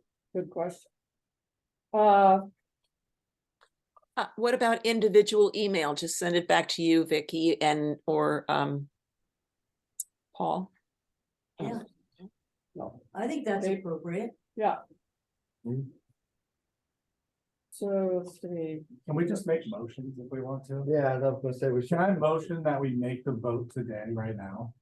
For Josh and Thomas? we could do that. Does anybody else second that? Okay. I'll second it. Okay. I would nominate Sharon or Michael too. I think there's a number of people that could do a good job. Sure. So did either one of you want to say it, or should we just, make a We need to motion? respond to that motion, Yeah. don't we? Yeah. So it's been Yeah. Well, seconded, but, oh, yeah, okay, and so yes, that's true. the proposal, as I understand it, it's on the table, is that we take the vote tonight And for chair, right, for chair. okay, All in so favor? there's, yeah. Any discussion? Okay, all in favor of taking the vote tonight, raise your hand. There's 1, 2, 3. Okay, there's 4 of us. And Opposed? opposed, how many opposed? 1, 2, 3, 4, 5. Okay, well, Okay. in that case, then, So would you then now like a proposal that with appreciation that we have 2 candidates who are willing to serve as chair? I make the proposal that these 2 candidates submit a statement to the members of the committee and within the next 2 weeks, and then by a date, which I'm never good at determining dates. by We February would 2nd? each send an email to Vicky indicating our preferred candidate for chair. I second. Yeah. Okay, I would like to add Meredith as secretary to receiving the vote unless she objects. Are you nodding because you object, Meredith? Oh, no, I can do that. I think it needs to have a Yeah. double check. So that's a friendly amendment to my Yes, proposal, that's a which I friendly accept. amendment. Thank you. I second the change in the amendment. okay, Wait, sorry, to clarify, are you saying it should go to both me and Vicky? Yes. Okay, then we need dates, right? We need to vote and then we by just. Thursday, February 2nd, so that'll be, For the statement. Yep, Thursday, February 2nd. The people would make their statements by that day, right? That's 2 weeks. yes, And then the following week, the 9th, we would all have our emails in by then. that's a good one, yeah, Okay? yeah. I just want to let everybody know, for somehow I lost my right hearing aid before I got here, and my left battery just went out. So I really can't hear much of what's being said unless Okay. you're looking at me. I apologize for that. No, it's I need to apologize. Okay, so they'll send the statements out by the 2nd, and then, by February 9th.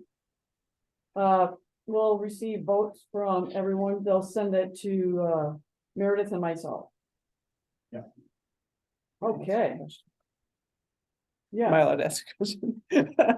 I'm curious about vice chair then I don't know if David, if you are wanting to step down and give someone else a chance, it's too late now. and whoever is not the chair would be the vice chair, or are we, we're just doing chair, we're just doing. Right, just you're doing doing chair. chairs. I Okay, have not resigned. okay, I just wanted to, It is possible. that I'll your bring it up. understanding, He's a nice guy. Okay, gotcha, I just wanted that to be clear. for so everyone. Yeah. is that, do we need to vote on that, a motion, or it's just a suggestion? Okay. So we have a motion to have by February 2nd, the 2 candidates will send statements to all the CPC members. And then by February 9th, they will, all CPC members will send their votes to Meredith and Vicky, the chair, and Meredith, the vice chair. So all in favor of that plan, raise your hand. Yeah. No, I don't think there's any opposed, because I think everybody raised their hand. All right, well, thank you so much. I think it's took a little while, but I think it's important to figure out how to work through things, and I appreciate the different motions and conjunctions there. So, to wrap it up. We have to select an April meeting. Date. For the meeting, so I'd ask everybody that has their calendars out, I don't know if there's, seems like Thursday was working well. Mhm. What happened? Oh, sorry. Well, it's sharing my screen, so you all get to see my calendar. Oh. I don't have to show my. Yeah. No, it's So does I'm anybody have retired now. I don't want to see this again. Is Thursday a good day or is, Thursday's good, Vicky. okay, Thursday's become a little tricky for me, but I can probably make Thursday work. April 13th. Yeah, April 13th uh, or April. Yeah, I'm out of 20th. town. April 20th would be 20th? exactly that number of weeks. I'm out of town the 13th and the 20th. could And you I'm out of Zoom? town the 13th. Yeah, I can Zoom, yeah, Are you going to Bend? yes, my grandchildren. both Um, days. I guess I'd favor the 20th, would that be good for I can everybody? set- Perfect. He's out of town, right? But he can zoom in. Oh, he can zoom in. Okay. Yeah. Yeah, 20th is great. And so, Bryce, would you be able to see if we could get some, room or forward it on to Fraser that on the 20th for the Whilamut Adult Activity Center, if we could get the same kind of setup? for it? Sure, sure. So it'd be a 5:30 to 7:30? CPC meeting? And just on the off chance that everybody has their calendars out, would anybody be interested in doing another Ivy work party, say in March, sometime in maybe on a weekend, if that would work, or would that be, yes, Deborah? I would be happy to. I really enjoyed working. We could keep moving on the trees, huh? Oh, yeah. Actually, Did you say Sundays were- March? March, yeah. Would anybody be willing to come and do it on a Sunday rather than a Saturday? I would love to do that. Mhm.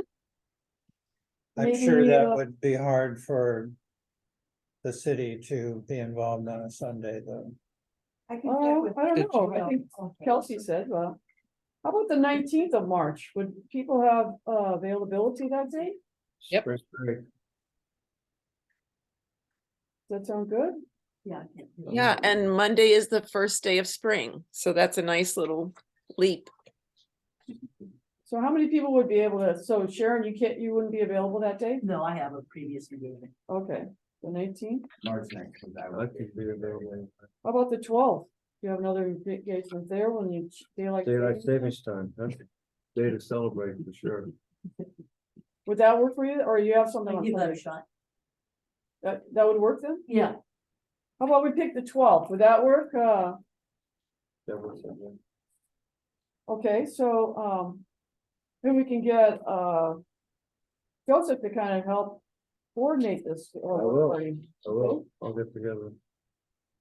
Maybe that will, apart from, he has some health concerns right now, but if he's better by then, he might really be involved as well. Right, that'd be good. So, would we be able to work, like, I think we could work with Kelsey. She has a whole bunch of tools, and with Nearby Nature, would that work, or is that? Yeah, I mean, as long, I can't speak for Will. Right, He's got- Exactly. But he's So- good. Possibilities. I'm sure. What's the time limit, the times frame, 10 to 12 like we did before, or? Sure, yeah. Would that work, 10 to 12? Mhm. Okay, thank you so much. So we mix that and, so we just have a couple of action items and we're just gonna hear from, Shelley when she finds out about, CPC openings or the boards and commissions. mhm. So let me know when the BMX area, how the leasehold number is, and, I'm gonna contact Reed and maybe, Josh is gonna get a hold of Josh Kosinski, and I'll send in if I can get his contact info. To figure out the bridge stuff. So thank you everyone for participating. I would entertain, you have a question? I just wanted to say that I'm noticing in the bylaws that March 2nd, 1993 is when the CPC was established. So it's been 30 years. Party! Amazing. I was just noticing that. That's pretty cool. So I thought I would note that. Well, thank you for Yeah. doing that. I didn't pay attention to that at all. I was thinking of other things. Yeah. We have a motion to adjourn the meeting then? I moved to adjourn. Oh, Josh, oh, I'll second it. Okay, so all in favor? All right. Well, thank you. Oh, We only we're have to- really Alton here. And, Is the restroom being posted? yes, it's up there. I think it's 308. Yeah. it's 30 on the- more great years ahead. On the right side. Maybe I'll see you. That's Yeah. Thanks, everyone. Thank you. Bye-bye. Thank you, Thomas. Thank you. Oh, they're gone.